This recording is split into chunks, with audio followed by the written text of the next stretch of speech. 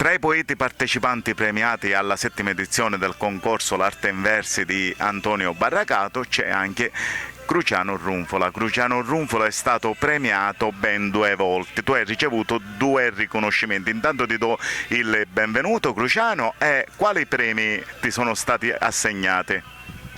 Allora, mi è stato assegnato un premio per la videopoesia Marcellino e un altro premio, mi sono classificato tra i primi 3, per il libro Vita Assente, nella sezione La Perla del Tirreno. Cruciano, tu sei un poeta molto attivo sui social, io leggo spesso le tue poesie, fra l'altro partecipi in tanti progetti anche portati avanti dal Cenacolo Letterario Italiano, alcuni recital, enciclopedie. Che cosa è la poesia per Cruciano Runfola?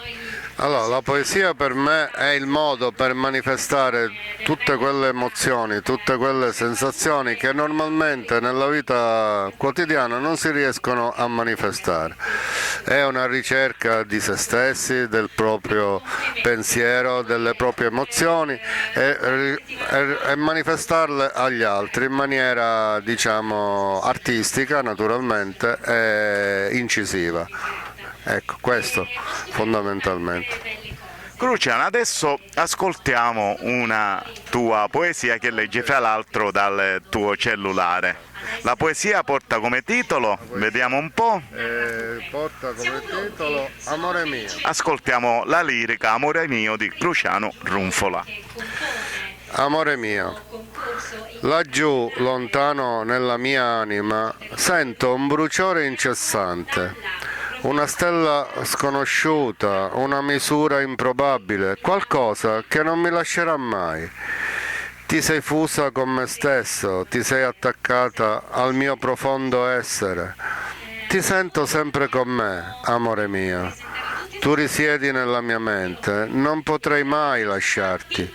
Vivremo insieme per sempre, nel fuoco comune che ci arde da qui all'eternità.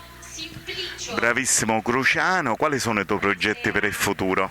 Allora, i miei progetti per il futuro sono di continuare la mia partecipazione alle attività del Cenacolo Letterario di Cefalù, nonché alle altre associazioni che via via, le altre iniziative che vedo sono abbastanza numerose. Spero di partecipare soprattutto in questa compagnia in cui io devo dire mi trovo abbastanza bene. Grazie Cruciano e grazie per essere intervenuto, ti consegno il profumo della mia Partinico. Questo è l'attestato di partecipazione e questo è il profumo della mia azienda, grazie ancora.